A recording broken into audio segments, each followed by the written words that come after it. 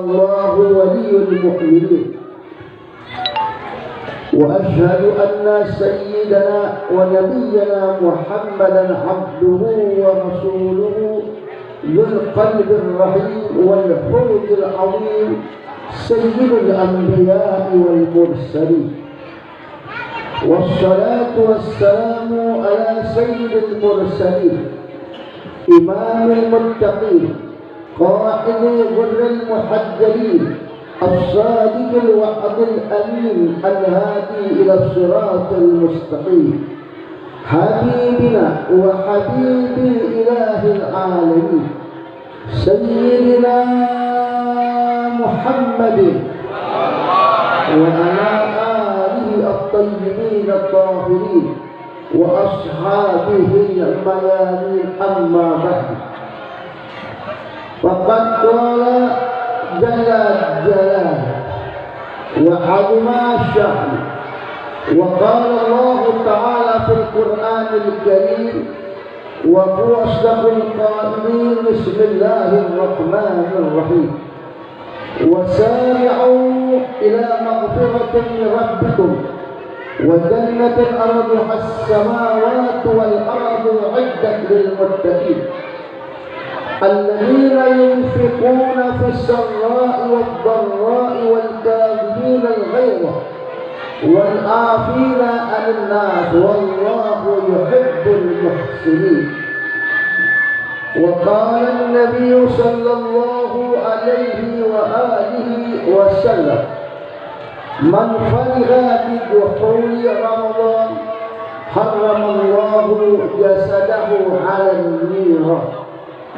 صدق الله العلي العظيم وصدق رسوله وحبيبه الكريم، ونحن على ذلك من الشاهدين الشاكرين، والحمد لله رب العالمين.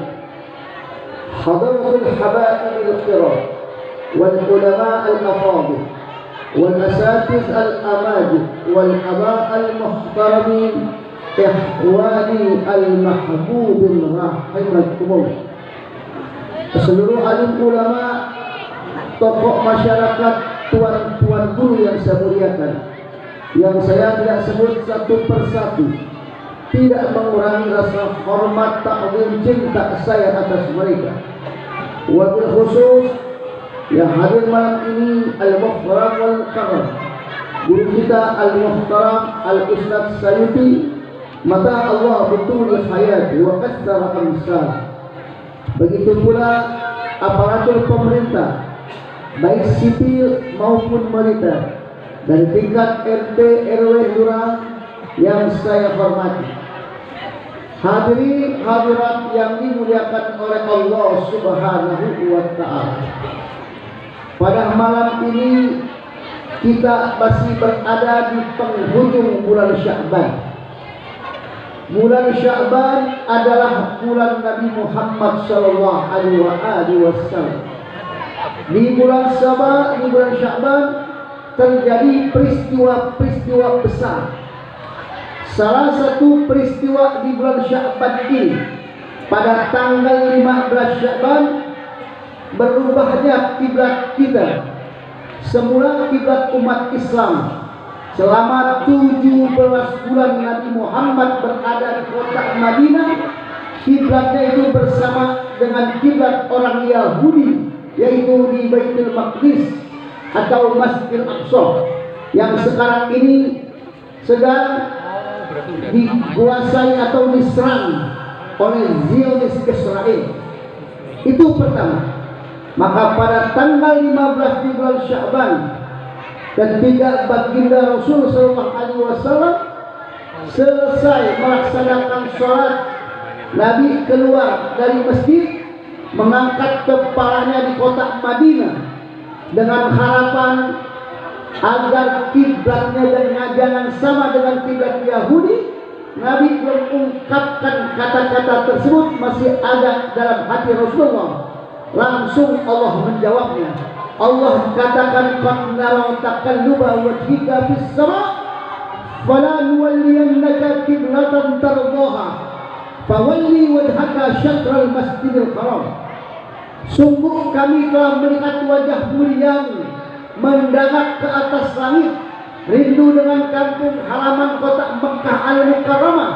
Juga kau tidak mau kiblatmu bersama dengan kiblat Yahudi, maka hari ini pada tanggal 2 Sya'ban hadapkanlah wajahmu ke Masjidil Haram. Itu pergantian kiblat terjadi di bulan Sya'ban pada tanggal 15 di bulan Sya'ban. Itu pertama. Yang kedua, di bulan Sya'ban juga masyarakat kita baik Jawa maupun Betawi Jakarta menyebut hitungan bulan Sya'ban dengan bulan Roah. Sama juga Roah juga sini. Hitungannya Roah. Kenapa kok bulan Sya'ban dinamakan bulan Roah? Bahkan hampir sesuai. Kalau masuk bulan Sya'ban, undangan tahlil banyak. Tahlil, banyak orang ziarah ke kubur-kubur. Apa sebabnya? Sebabnya pada tanggal 15 Sya'ban Rasulullah SAW yang seharusnya berada di rumah Siti Aisyah radhiyallahu anha, giliran Siti Aisyah. Di malam itu Nabi dandan dengan begitu gantengnya. Nabi kita sudah ganteng, Nabi kita sudah wangi. Tidak ada orang yang menandingi kegantengan, tidak ada yang bisa menandingi kewangian Nabi Muhammad SAW. Jika Nabi Allah Yusuf yang dikatakan Nabi yang begitu ganteng, maka kegantengan Nabi Yusuf disebabkan percikan cahaya Nabi Muhammad SAW. Bahkan dalam kitab Ibn Hamdun, malaikat Jibril katakan, "Qallabtu masyariqal ardi wa magharibaha, falam ajid rajulan afdala min Muhammadin." Saya balik-balik dunia ini dari masyriq ke maghrib, tidak ada orang semulia, seganteng Nabi Muhammad sallallahu alaihi wasallam. Udah ganteng Nabi. Pada tanggal 15 Sya'ban Nabi pakai baju dikatakan benangnya itu merah. Bajunya merah. Kayak apa cahaya dan kegantengan Nabi. Bahkan malamnya Nabi sholat sampai bengkak kakinya. Begitu malam Nabi keluar, tampak seizin Siti Aisyah radhiyallahu anha. Siti Aisyah bertanya-tanya, hendak kemana Rasulullah? Malam ini adalah giliranku, cemburu kalau kata orang kita. Hendak kemana Nabi? Apa ba'da bisa? Nabi begitu keluar, diikutin, diintilin sama Siti Aisyah. Kira-kira Nabi mau kemana? Ternyata Nabi bukan mendatangi istri yang lainnya. Nabi datang ke kuburan, yaitu Baqi, kuburan besar. Kalau di Jakarta itu ada Tanah Abang, ada apa? Tanah Abang, ada Kemangisan, ada Tanah Kusir. Nabi angkat tangan di malam tersebut mendoakan orang-orang yang meninggal. Lama. Oleh sebab itu, maka istilah ini terjadi dinamakan bulan Roah. Jadi bukan bid'ah. Oh, nggak ada dalilnya dalam kitab Al-Bunyah. Syekh Abdul Qadir Al-Jailani jelas dijelaskan keutamaan daripada malam nisfu Sya'ban.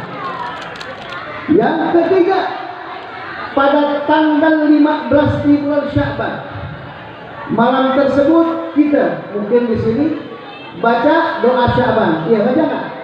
Yasin 3 kali dengan doa Sya'ban. Baca Pak. Di malam itu bersamaan dengan hari raya malaikat-malaikat Allah. Malaikat Allah lagi malam takbir di malam 15 Sya'ban, dan di malam itu pada jam 2 malam malaikat Jibril katakan, "Ya Muhammad, irfa' ra'sak, angkat kepalamu." Maka di malam nisfu Sya'ban 8 pintu surga dibuka oleh Allah Subhanahu wa ta'ala, dan diturunkan 300 rahmat Allah Subhanahu wa ta'ala. Jadi saudara adik sekalian yang kemarin memperingati malam nisfu Sya'ban, baca doa Yasin dan baca doa itu memang dianjurkan dalam syariat. Bahkan sholat nisfu Sya'ban itu bukan 2 rakaat, 100 rakaat dengan 1000 qul huwallahu ahad. Kan banyak orang yang iseng nisfu Sya'ban katanya kagak ada dasarnya, kagak ada dalilnya. kalau kita itu Sya'ban bid'ah. Begitu doang. Padahal baru baca buku 1 bid'ah. Apa sih bid'ah? Bid'ah itu melakukan sesuatu yang tidak dikerjakan oleh Nabi. Artinya yang tidak ada di masa Nabi tidak ada di masa kita. Itu definisi.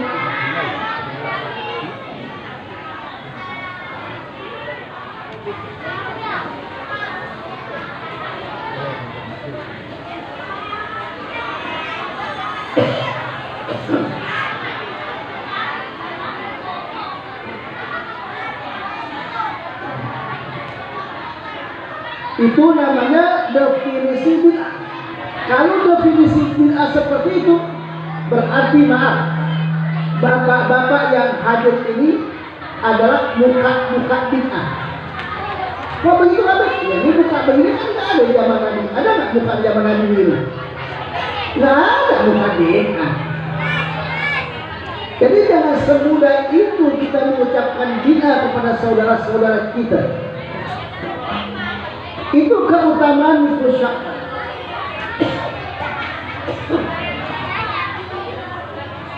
Lalu pada tanggal 13 di bulan Sya'ban, malaikat Jibril datang mengatakan, ya Rasulullah, minta apa yang kau inginkan.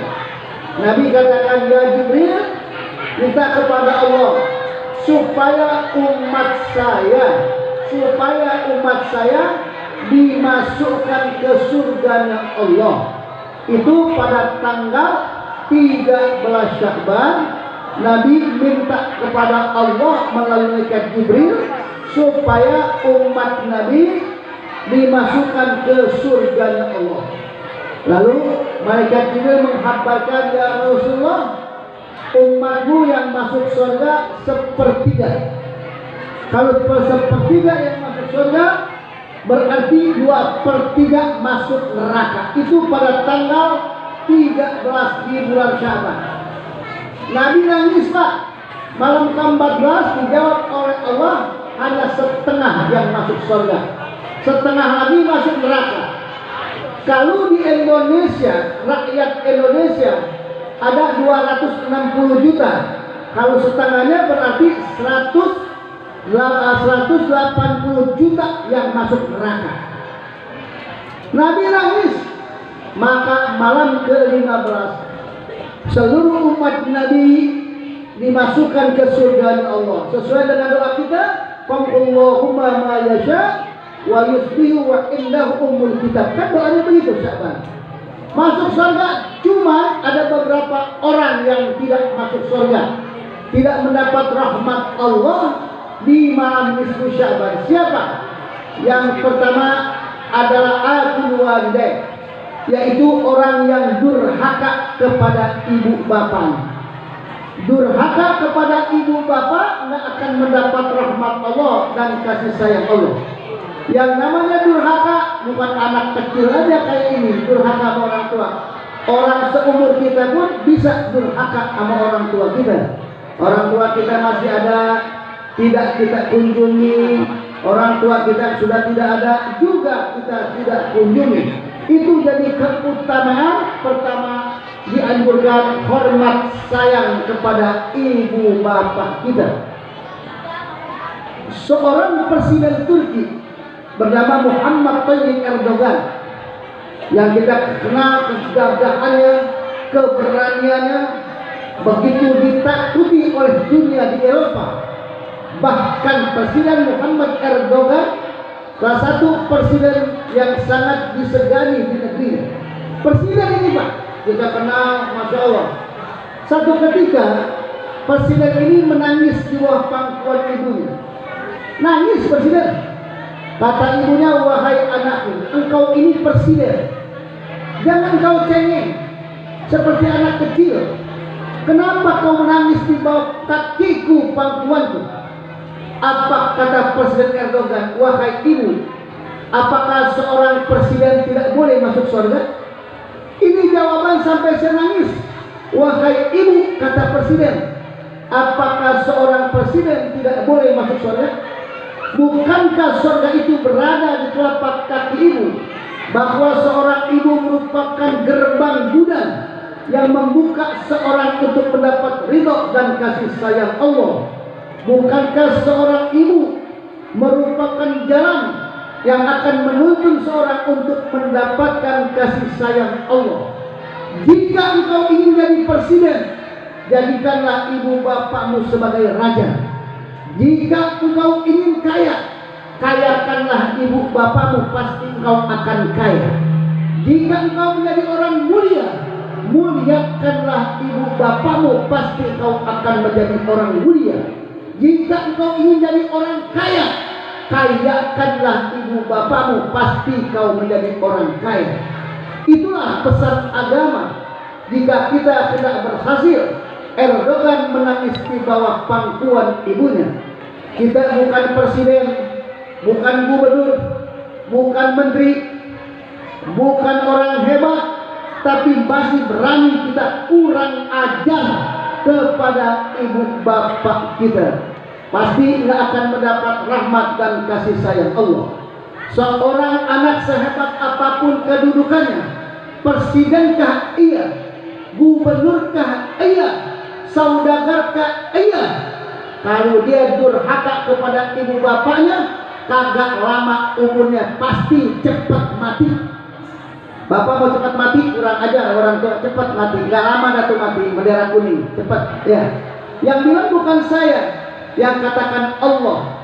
Allah katakan kepada Nabi Allah Musa, ya Musa wakil walidaika wa man wakkala bi walidayhi madatu Allah. Hai Nabiku Musa, sayanglah, hormatlah kepada ibu bapakmu.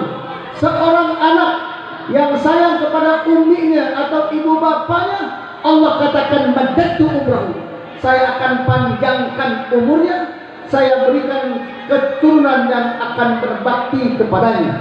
Seorang anak yang durhaka kepada ibu bapaknya, saya akan pendekkan umurnya dan saya akan berikan, kata Allah, keturunan yang akan durhaka kepadanya.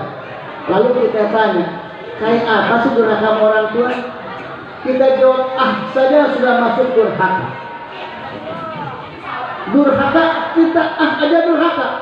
Apalagi perintah orang tua, suruh bebenah, cuci piring, nyapu, warung, itu hukumnya adalah dosa dan haram. Bahkan seorang anak yang berani mengangkat tangannya di depan ibunya, diginiin, emaknya udah tua, diginiin sama anaknya. Anaknya orang hebat, ya, lurah, bupati, gaya begini, diginiin. Apa kata Nabi? Demi Allah, anak yang berani mengangkat telunjuk di depan ibu atau bapaknya, Allah akan lumpuhkan kedua kakinya ketika berdebat di jembatan Shiratal Mustaqim. Gini emak doang nih kita nih, emak kita, bapak kita. Kira-kira banyak nggak sekarang Pak? Banyak berani di orang tua. Padahal baru kedua kades, padahal baru di bawah gubernur, udah kurang aja, nggak lama dah umurnya dah, nggak lama, 2-3 bulan mati dah sama orang tua begitu. Jadi kalau bapak ibu mau bahagia, ini ibu-ibu hormat sama orang tua. Orang tua baru datang jangan disuruh anak, suruh ngepuk, suruh ngepel, suruh bikinin kopi, jangan. Hukumnya adalah haram. Baru segitu aja duitnya, kedudukan suaminya, udah berani merentah ibunya, sudah berani merentah bapaknya, hukumnya adalah haram. Jangan. Ini pengajian. Guru-guru kita mengajarkan jangan hormat, sayang kepada kedua orang tua. Allah katakan wahfid lahuma janaha dhulli minar rahmah wa qur rabbirhamhuma kama rabbayani shaghira. Kalau kau berada di depan ibumu, tundukkan sayangmu. Walaupun kau orang hebat, seorang yang terhormat, berkedudukan tinggi, ibu kamu mah kuli sapu, bapak kamu tukang becak kuli bangunan, tidak boleh kita angkat dada kita tunduk di depan ibu bapak kita. Walaupun kita orang hebat, orang tua kita tidak hebat.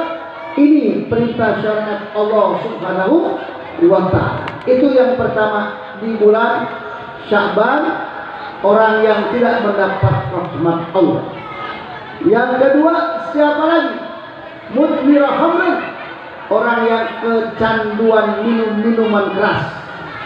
Bentuk apapun itu minuman keras, bir bintangkah, lengkengkah, kampurkah, kamerkah, topi piringkah, topi goyangkah, dia minum satu tetes tidak mendapat rahmat Allah.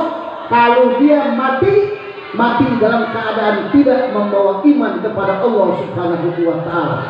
Sekarang kita lihat di negeri kita belum lama mengadakan legalisasi minuman keras, kagak dilegalkan saja, begitu banyak kehancuran moral daripada bangsa kita ini. Belum ada minuman keras, sekarang udah mulai. Bahkan ada satu pendapat bilang apa? Jika negara mau maju, jika negara mau berkembang, syaratnya dikatakan apa, Pak?